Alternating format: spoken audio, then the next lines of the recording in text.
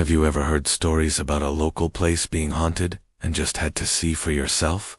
There was this old theater downtown, you know, the kind, grand, ornate, but now just a skeleton of what it used to be. It was set for demolition the very next morning. Rumors had swirled for years that it was haunted, but that just made it more appealing. So, under the cover of darkness, 3 friends decided to break in for one last look. Inside, the air was thick with the smell of dust and decay. Moonlight streamed through a grime-covered skylight, illuminating the main stage. As they crept closer, they saw something strange beneath the tattered red curtains. On the wooden floorboards was a perfect circle of salt.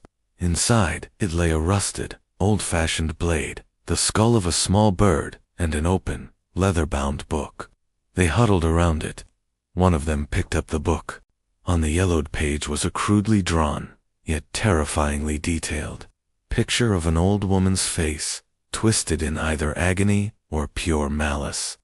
Another friend, trying to break the tension, joked, "Hey, we've got all the gear. We should hold a seance." As soon as the words left his mouth, a faint scream seemed to echo from the rafters high above.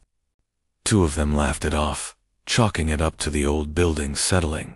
But the third friend wasn't laughing. He clutched his arms, saying the air felt wrong, heavy, like they were being watched by something that didn't want them there. They ignored his warning, their bravado getting the better of them. "Come on, don't be a baby," they teased. They joined hands around the salt circle, a thrill running through them, and then everything went silent.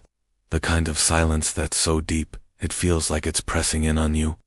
That's when the rusted blade began to tremble. Before they could even scream, there was a deafening crack. The heavy velvet curtain and its iron rod crashed down, and the stage beneath their feet splintered and collapsed into darkness. The next morning, the demolition crew arrived. They started their work, expecting to find an empty building. But when they cleared the rubble from the stage, they found no body, no sign of the 3 friends at all. All that remained was the bird's skull, the rusted blade, and that ancient book, but the book was now open to a new page. Drawn on it, with the same horrifying detail as the first, were the terrified faces of 3 teenagers, trapped within the paper itself. And as the first wrecking ball smashed into the theater's brick facade, the workers swore they heard it, clear as day, coming from inside the walls, the sound of 3 distinct blood-curdling screams.